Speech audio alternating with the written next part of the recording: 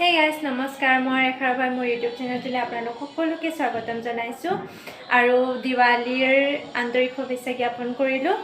আজি আমি এটা বিশেষ জাগালৈ যাবলৈ ওলাই আছোঁ। আমি সেয়া কলৈকে গৈ আছোঁ সেয়া চাবলৈ ভিডিঅ'টো শেষলৈকে চাব।